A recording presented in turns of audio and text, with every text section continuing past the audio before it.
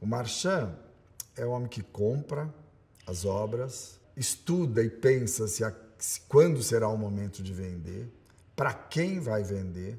O Marchand tem essa inclinação ou arrogância de que ele vai vender para determinada pessoa, para quem ele está fazendo a coleção.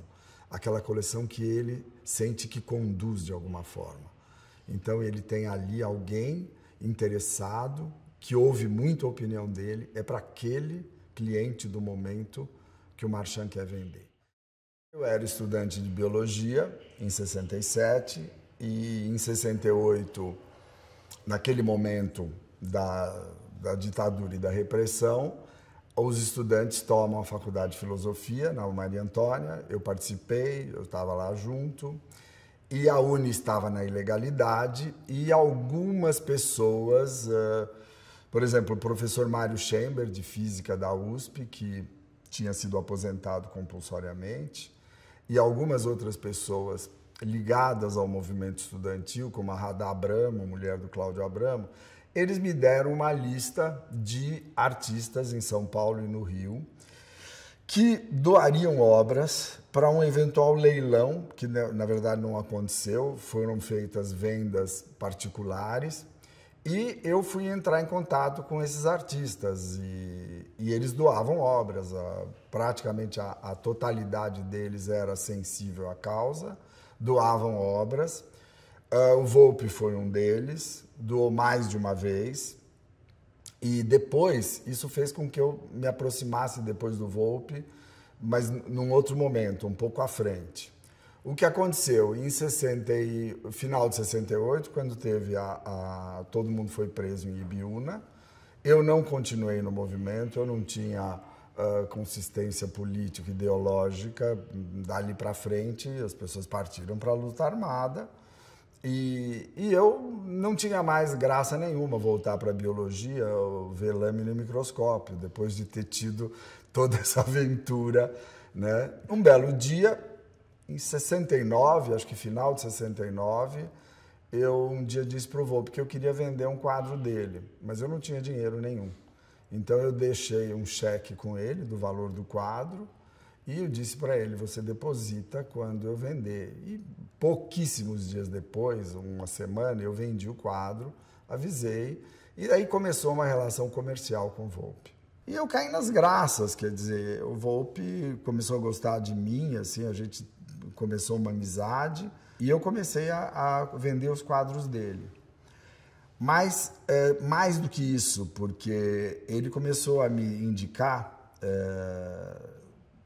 vizinhos dele. Porque, na verdade, nos anos 20, ele saía para pintar nos domingos e ele saía com vizinhos, amigos. E todos pintavam e, no fim do dia, quando voltavam, eles trocavam os quadros. Porque ninguém vendia nenhum dos quadros, nem o próprio Volpi. Então, o Volpi começou a me indicar vizinhos velhinhos lá que moravam, que eram pintores de domingo, que queriam vender essas obras, porque elas, de repente, ficaram muito valorizadas. As paisagens dos anos 20 e 30, do Cambuci, de Mogi das Cruzes. E assim eu comecei a trabalhar e fiquei trabalhando durante bastante tempo só com Volpi. Em 70, eu conheci o Benjamin Steiner, em 69, 70. Através dele, eu conheci a obra dos Maioneri.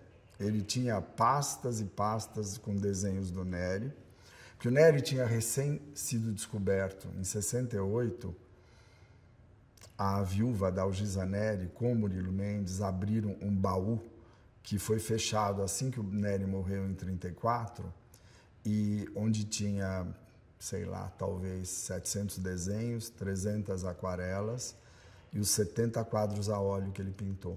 E assim eu conheci os desenhos do Neri. E daí comecei a querer vender, só que eu não tinha clientes. Existia na época uma seção no Estadão que chamava Negócios e Oportunidades. E punham à venda lá desde galinha caipira a um rádio Telefunken usado, e era uma seção variada. E eu pus um anúnciozinho ali de 3 linhas que eu tinha quadro do Volpi e Ismael Neri para vender. E assim eu conheci, eu morava na casa da minha mãe ainda, conheci os primeiros clientes. E depois, indo em leilões, conhecendo, eventualmente sendo apresentado para um ou outro colecionador, aí começou a expandir o meu leque, assim, de poder mostrar as obras. Essa coisa o encantamento de ser marchand, de comprar e de vender, eu lembro que eu tive uma vez que eu estava na casa do Benjamin e ele recebeu um grande cliente, Alfredo Riscala, ele estava formando a coleção e o Benjamin foi um dos mentores. E eu fiquei numa outra sala, como quem assiste o Teatro da Coxia, né? Então, eu vi ele falando do quadro. Eu lembro exatamente de que quadro ele estava vendendo. Era uma Santa Ceia do Gomide, cubista, de 1927 ou 28. E eu fiquei encantado com esse teatro da venda, ele entusiasmar o cliente. E aquilo me encantou. Essa ideia de vender o quadro,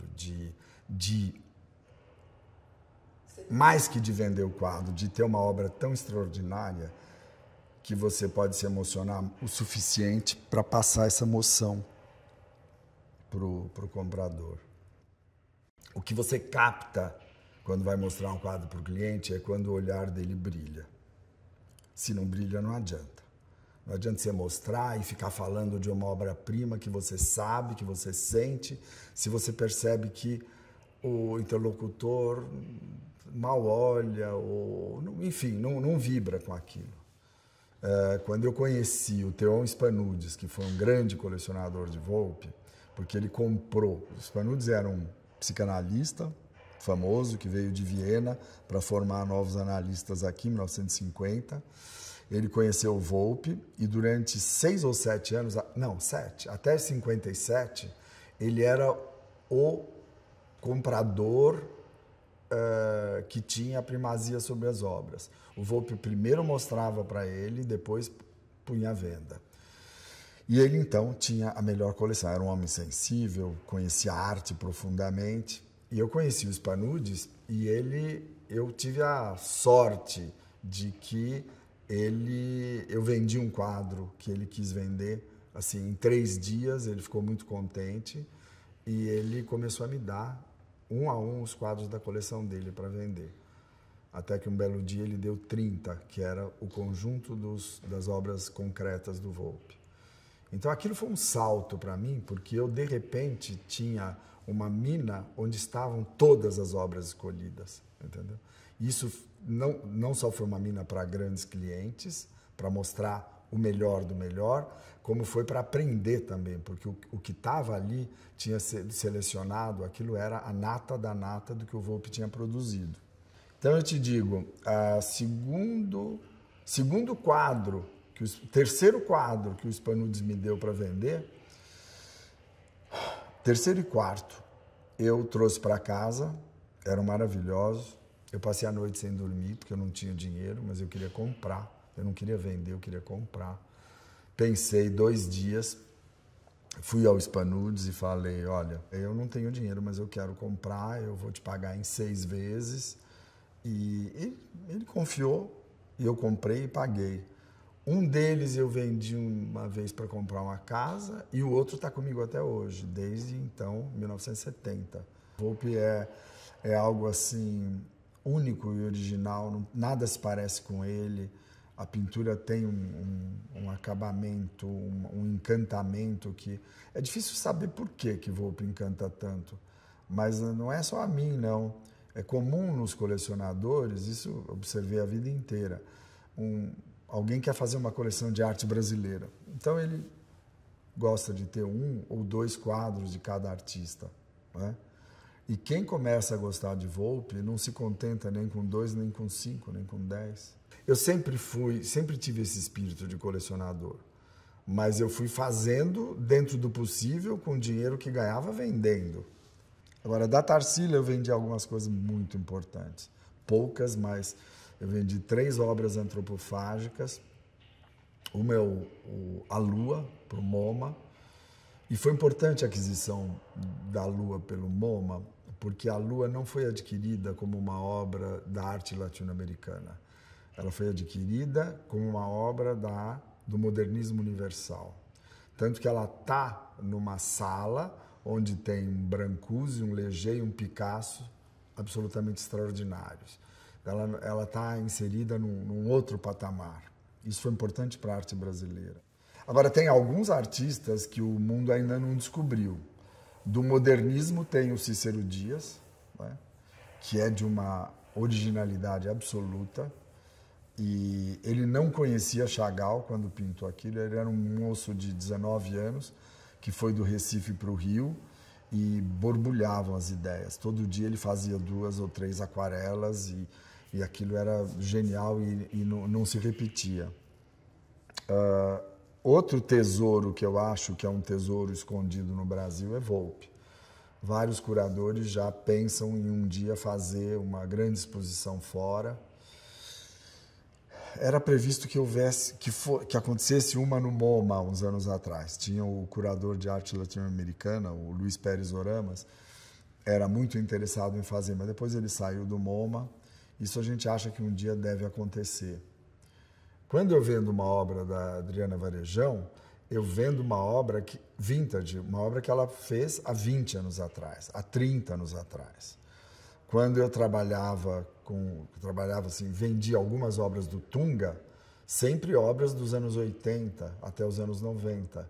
Porque depois de 20 anos, você já consegue saber o que é o bom mesmo, o que vai ficar. Entende? Você já consegue identificar aquilo que sedimenta e aquilo que vai desaparecer, provavelmente. Que não é o mainstream, ou que é uma obra fraca. E no momento em que está havendo a produção, é muito mais difícil. Eu não tenho esse dom de olhar a produção contemporânea e detectar. Mira Schendel. Não valia nada, ninguém comprava nos anos 70, 80.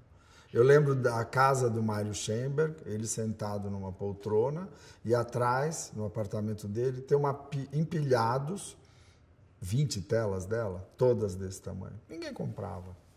E o Mário me dizia, você só pensa em Volpi, olha, você não sabe o que é a Mira Schendel. E nem por isso eu fiquei interessado, enfim. Erros da juventude. Obra não tem preço. Obra é o seguinte, eu nunca fui o último louco. Eu posso pagar uma fortuna, eu não sou o último louco. Alguém vai pagar mais do que eu, porque a obra tem esse poder de sedução. Né? A obra se vende sozinha. Assim eu comprei algumas vezes por preços que colecionadores não compraram. E nunca me arrependi. Eu só me arrependi do que eu comprei barato, em algumas vezes.